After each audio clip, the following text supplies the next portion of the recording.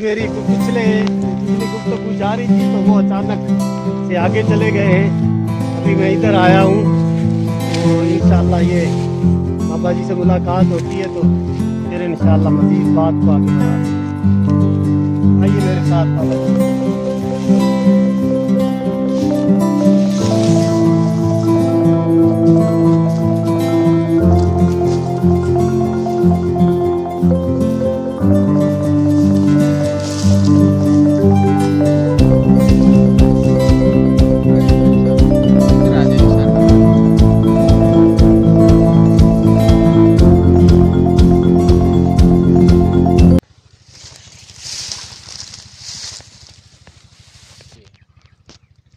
जी बाबा जी, आप मेरे पिछले विलाग के अंदर जो आपसे बात चल रही थी उसमें आप इल्म लदुन्नी का तज़किरा फरमा रहे थे और ये फरमा रहे थे कि ये जो है ना जी नूर शेख कामिल के ज़रिए से मुंतकिल होता है।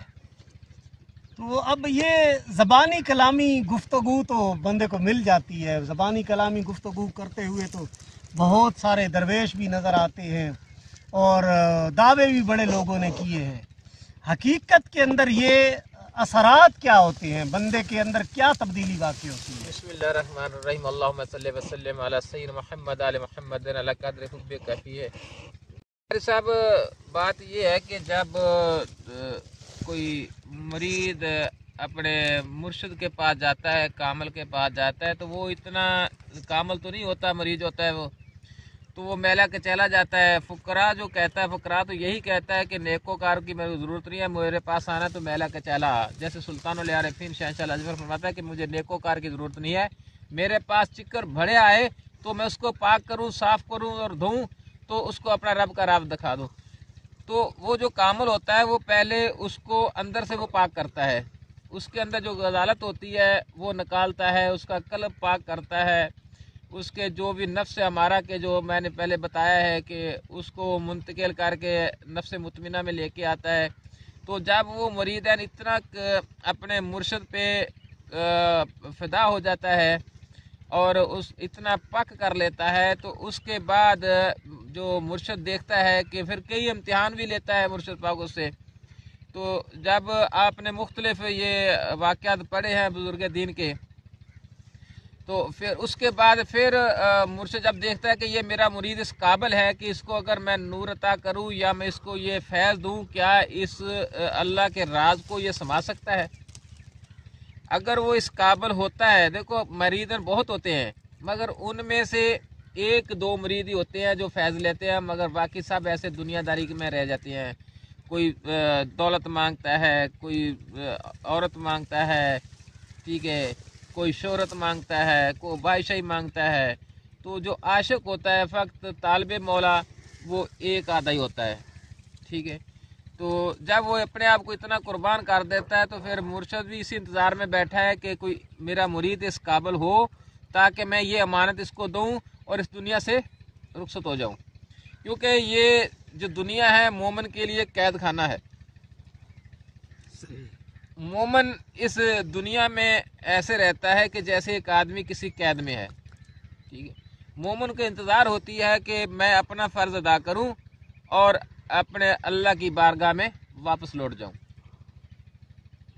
ये जो है ना जी मौलाना रूम रहमतुल्लाह ताला अलैह जो थे ना, तो उनकी एक बात, उनका एक शेर जो है ना जी मुझे बार बार जहन में आ रहा है कि वो फरमाते हैं जी सद किताबो सद वरक दरनार कुन, यानी कि 100 किताबें हों, मतलब सैकड़ों किताबें हों, सैकड़ों औराक हों, तो उनको आग में डाल दिया जाए।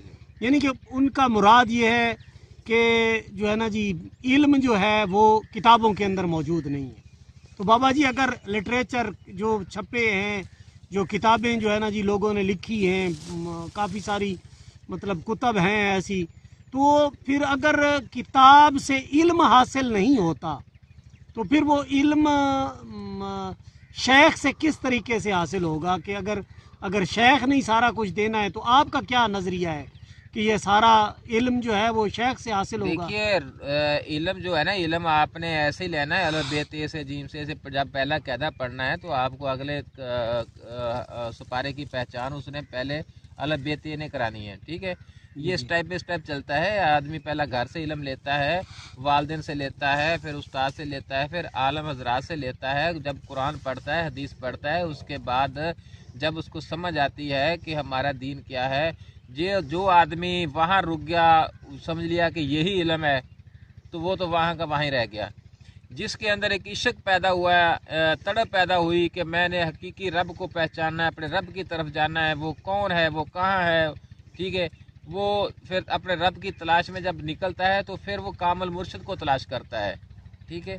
वो जो अगला तरीक़त है, वो अगले स्टेप आपको मुर्शिद के पास जाना पड़ेगा।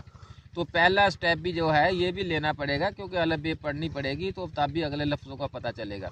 हाँ, बाज़ ऐसा भी होता है कि बिल्कुल अनपढ़ आदमी होता है, कोई ऐसा कामले मर्द मिलता है, वो नगाह करता है तो उसके सारा सीना रोशन कर देता है, ठीक है। तो ऐसे भी वाक़यात हैं। ये मेरे अल्लाह का देन है। कोई इल्म किताबा पढ़ पढ़ के रह गए ऐसे ही फिरते, तो कई ऐसे जो मेरे जैसे अनपढ़ जहल लोग भी, तो अल्लाह पाक जब मेहरबान होता है तो उसको अता कर देता है। सुल्तानुल आरिफीन बुरहानुल वासिलीन रहमतुल्लाहि ताला अलैह ने भी ये बात लिखी है जी। वो फरमाते हैं कि जी लख हजार किताबां पढ़ियां हजे भी तालिब ज़रदा हूँ। अल्लाह फल्ला पढ़ियो पढ़ हाफज होयो ना गया हजाबो पढ़दा हूँ। अल्लाह फल्ला पढ़ियो पढ़ हाफज होयो ना गया हजाबो पढ़दा हूँ। पढ़ पढ़ आलम फाजल होयो तालिब होयो ज़रदा हूँ। 100,000 किताबां पढ़ियां पर जालम नफ्स न मरदा हूँ। बाज फकीरा किस न मारिया बाहू ए चोर अंदर दाहू। हजूर ये सिलसिला कुछ हो रहा, ये मंजिल कुछ हो रहा, ठीक है। ये बस कहते ना भी इश्क आला ही जानदा है, इश्क की हैगा, दूसरे नू की लगे। ये दुनिया फानिया, दुनिया ऐशोराम च पई हुई है। दुनिया कहती बस आही घर बना लिया। देखो मेरे सुल्तानुल आरिफीन सरकार फरमाते हैं कि 2 आंखें गधे बैल की होती है, वो भी देखता है। गधे बैल की भी 2 आंखें होती है, मगर इंसान की एक आंख और होती है जो खुलती है, जो तलाश करती है, जो पहचान करती है। वो जानवर नहीं कर सकता, इंसान पहचान करता है। अगर इंसान पहचान नहीं करता तो वो जानवर से बदतर है, ठीक है। तीसरी आंख उसको, हाँ, तीसरी आंख जो रूहानी आंख होती है, तो वो जब खुलती है फिर हाशियाज़ा होती है।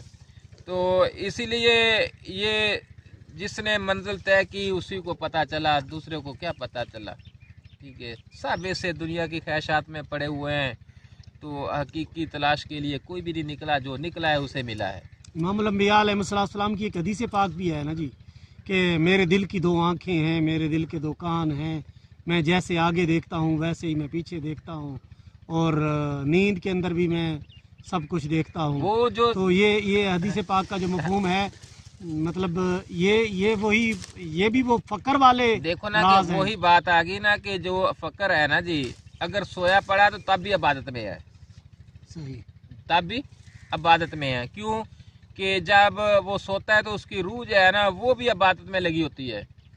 मकसद के मुख्तलिफ बुजुर्गों हस्तियों में बैठी होती है, जिक्र फिक्र में रहती है, और सोए पड़े आपको मुशाहदे हुए होंगे कि वो बातन में भी नारे लगा रही होती है मौला अली के, ठीक है। हैदरम कलंदरम बहादरम मस्त, ये सब जो है ना ये सोया पड़ा भी इबादत में रहता है। तो सुल्तानुल आरिफीन सरकार फरमाते हैं कि इंसान जो है ना ये 4 परिंदों की मानद है। 4 परिंदों की मानद। जब तक ये इंसान नहीं ना बनता, इसमें 4 परिंदों की खसलतें हैं। वो आज मैं आपको बता देता हूँ।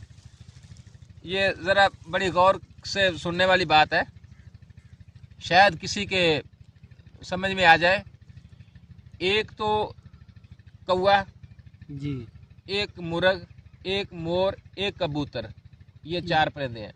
4 परिंदों की निशानियां मैं बता देता हूँ आपको। देखिए कौवा क्या कहता है, कौवा कहता है कि मुझ में अकल बहुत है। कौवा सबसे ज्यादा अकल रखता है, तो आखिरकार बैठता कहाँ है? गंदगी पे। ये आपका मुशाहदा है, आपने देखा है। जी बिल्कुल, वो खराब चीज पे बैठता है, क्योंकि अकल सबसे ज्यादा परिंदों में से सबसे ज्यादा अकल कौवे के पास है।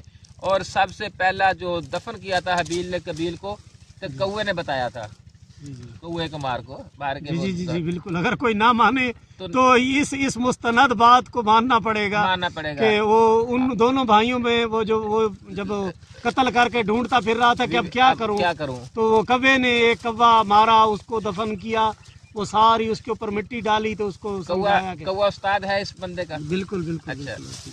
दूसरी बात, ये जो मोर है ये जीनत पसंद करता है। जी जी, जीनत पसंद करता है। ठीक है, ये भी इंसान में खसलत है। ये भी बहुत खूबसूरती, जीनत, कोठिया, बंगले, ये वो लश्वश पसंद करता है। ये भी परिंदे की मानद है।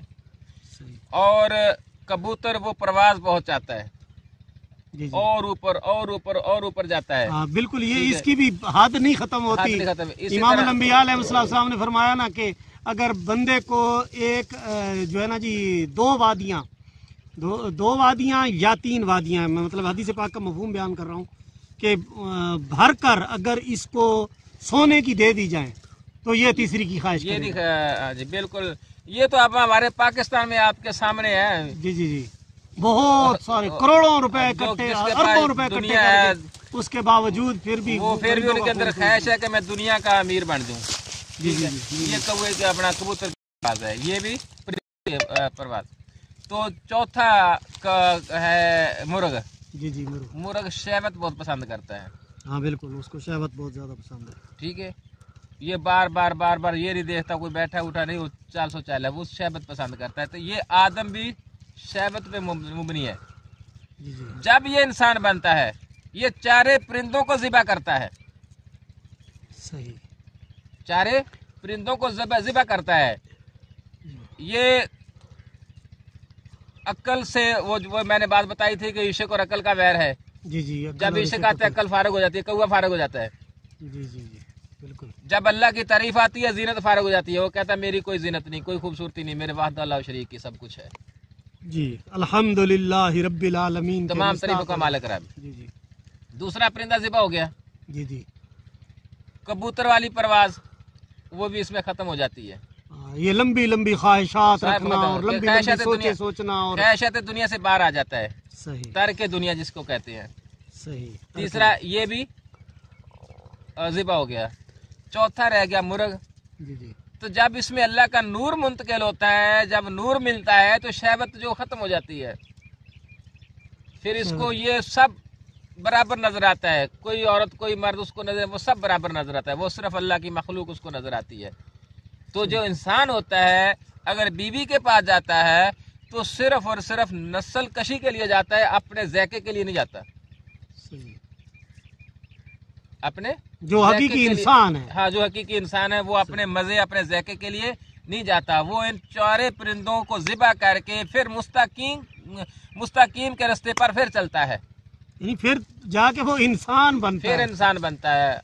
मुस्तकीम का रास्ता इससे आगे शुरू होता है।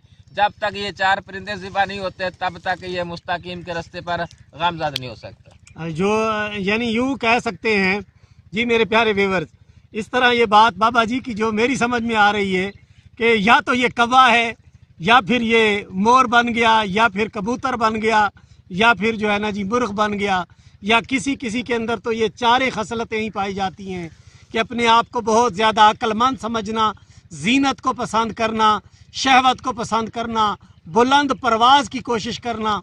तो कितनी ज़बरदस्त मिसाल देकर बाबा जी साईं महमूद ने हमारी मुश्किल को हल किया, हमें कितनी ज़बरदस्त बात बताई। तो हमेशा आपस में जानवर लड़ते हैं, इंसान ही झगड़ता। जी जी। ठीक है, और एक दूसरे का जो कह लो कि खाना है, जैसे जानवर दूसरे को टक्कर मारता है तो वो आप खाना शुरू कर देता है। जी जी। ऐसे ये भी बंदा भी ऐसे करता है कि दूसरे का रिज़्क भी छीनता है। बिल्कुल, ये जानवर की खसलते हैं। जब ये इससे जब ये चारे परिंदे ज़िबा होते हैं ना, तो फिर किसी से लड़ता ही नहीं है। ये ना झगड़ता है, ना किसी की दौलत पे नजर रखता है, ना किसी के खाने पे नजर रखता है। फिर माशाअल्लाह बस हाउस मेरे लिए अल्लाह ही काफ़ी है। फिर अल्लाह पे भरोसा, अल्लाह पे तवक्कल, वही नफ्स मुतमिना पे आ जाता है। तो तमाम आज़ाब से आज़ाद हो जाता है, जब तमाम ख्वाहिशात से बाहर आता है। तो यही हकीकत है, दर हकीकत यही है मेरे प्यारे दोस्त, मेरे प्यारे व्यूअर्स, जो भी आप सुन रहे हैं, ये असल हकीकत दर यही है। अगर आपकी समझ में आ जाए तो ख़जाना है, अगर ना समझ में आए तो आपका मुकद्दर है। जी मेरे प्यारे व्यूअर्स, मेरा सवाल था बाबा जी से कि नफ्स की पहचान कैसे करनी है, तो इन्होंने बड़ी एक ज़बरदस्त मिसाल दे के जो है ना जी वो बात समझा दी है। अब बंदे की अपनी मर्जी है कि वो अपने अंदर वो खसलतें तलाश करे कि क्या मेरे अंदर ये 4 खसलतें तो नहीं पाई जाती। इसी तरह नफ्स की पहचान करनी है, और जो बंदा नफ्स की पहचान कर लेता है, यूँ समझ लीजिए कि वो रब के कुर्ब में पहुँच जाता है। जैसे फरमाया गया कि मन आरफा नफ्सहू फ़क़द आरफा रब्बहू, अपनी पहचान करने की कोशिश करता है, और शेख कामिल की जब निगाह पड़ती है तो उसकी तवज्जो अपने नफ्स की तरफ हो जाती है और अल्लाह तबारिक व तआला का कुर्ब पा लेता है। इजाज़त दीजिए, मिलते हैं।